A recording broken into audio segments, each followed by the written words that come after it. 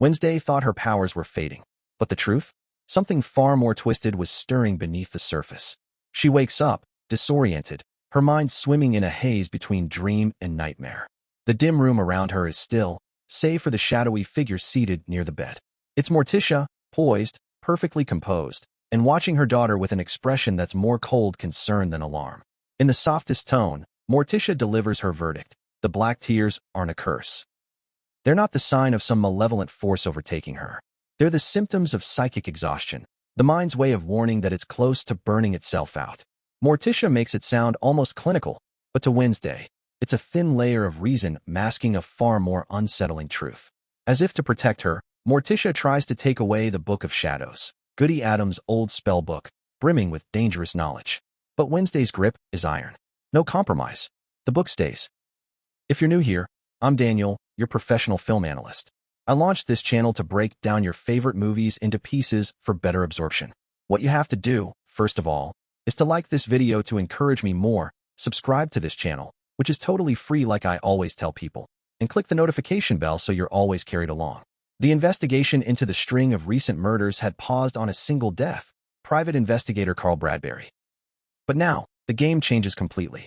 Sheriff Donovan Galpin is found dead. Exactly the same way. Eyes gone, sockets torn clean by crows. And then, the grotesque exhale, a flood of black wings erupting from his mouth as if his last breath had transformed into a murder of crows. Wednesday, unmoved by gore, tries her one reliable method for answers, psychic touch. She lays her hand on Galpin's body, searching for visions. Nothing. A wall. Cold. Silent. For the first time in years, she feels disconnected from the dead. Sheriff Santiago steps into the scene, his gaze sharp with suspicion. From his vantage point, Wednesday is linked to two murders, both sharing the same grim calling card. It's a pattern, and the finger is pointing right at her. That's when Gomez Adams appears. Smooth, protective, lawyerly. His presence cuts through Santiago's accusations like a warm knife through butter. He ensures his daughter won't be taken for questioning. Not today, not by anyone. Back at Nevermore Academy, the bizarre shifts from disturbing to absurd. Pugsley proudly introduces his latest friend, Slurp, a zombie, a walking corpse stitched together with the whir of a clockwork heart and kept alive by spoon feeds of honey. Eugene's reaction is somewhere between dread and resignation, but this is the Addams family, and in their world, the undead is just another dinner guest. But beneath the jokes, tension gnaws at the dorms. That night, Enid leaves their room, her colorful streaks disappearing into the moonlight. When Wednesday returns, her stomach lurches. Enid is sprawled on the balcony, unmoving. A knife glints. The scene screams of violence, murder staged like theater. Her pulse doesn't spike. She's Wednesday Addams. But a shadow flickers in her expression, the smallest twitch of fear. And then, Enid moves. Laughs. It's a prank. An elaborate, cruel callback to Wednesday's earlier vision of her friend's grave. Wednesday's deduction is immediate. This wasn't just a joke. It was a threat. The proof comes quickly. Enid's phone buzzes. The message is from Galpin's old number. I see you, Wednesday. I will not be ignored. The theory forms fast in her mind. Bird shapeshifters, avians. Rare, powerful, and absent from Nevermore for decades. They could be behind the correlated murders. And if so, someone is playing a very old, very dangerous game. A quiet exchange with Dr. Orloff confirms her unease. They share a glance that says more than words could. They're both considering the same possibility. Elsewhere, Principal Dort is working his own angles. He approaches Morticia directly, pushing her to mend fences with her estranged mother. Morticia resists, until Bianca applies her siren voice with surgical precision. No one is immune to Bianca's persuasion, not even an Addams matriarch. Wednesday, however, has no interest in family therapy. She's after answers. And there's one person still alive who connects directly to these crimes. Tyler Galpin, Sheriff Galpin's son. She drives Thing to Willow Hill Asylum, a grim fortress of stone, shadows, and the faint stench of bleach.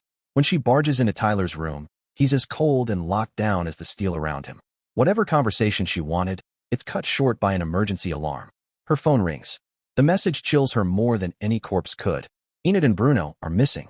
Kidnapped. This isn't a prank anymore. It's a declaration. Wednesday finds the clue in seconds. A riddle, part organ chord, part hidden phrase woven between the spines of books. It's a signature left for her alone, because whoever is doing this knows she'll solve it. Her trail leads to Iago Tower. The countdown, 30 minutes. She climbs. She runs. She pushes every second to the edge. When she reaches the top, they're there, Enid and Bruno, alive but bound. Relief is swallowed by the next shock. Her stalker steps into the light. Agnes DeMille, young, nervous, a self-proclaimed Wednesday Addams superfan. She has one ability, invisibility, and she's been using it to shadow Wednesday's every move. The stolen manuscript? Hers. Galpin's phone. In her pocket. Every threat, every game, just a warped attempt to impress her idol. Twisted, pathetic, and yet human. Back at the dorm, the night ends on a quieter note. It's Thing's birthday, a date Wednesday had almost forgotten. She remedies the oversight with an antique thumbscrew, because in her mind, nothing says friendship like medieval torture equipment. But the universe won't give her long to savor the gesture. Slurp escapes. The once quirky pet project of Pugsley turns feral, his zombie instincts fully awakened. Driven by hunger, he crashes into a driving lesson and devours Gabe, the instructor, without hesitation. At Nevermore, the line between prank and murder is thinner than a raven's feather. By the episode's close, Wednesday stands at a crossroads. Her detective's instincts are sharper than ever, her trust more brittle, and her allies shifting like shadows. The murders, the stalker, the visions, the shapeshifters. The zombie is loose in the woods. The pieces are moving. And Wednesday Addams? She's right in the middle of the board. Now that the mask is off and the stalker has been revealed, you'd think it's all over, right? It's wrong. The darkest part is just beginning. At the end of this video, tap episode 3 on your right to see a shocking betrayal, a deadly chase through the woods, and a reveal that flips everything on its head. But if you missed the beginning, hit episode 1 on your left to see how this whole madness kicked off, because without it, the end won't make any sense. So hit the like button, make sure you subscribe, it's completely free, and don't forget to ring the bell so you're always carried along.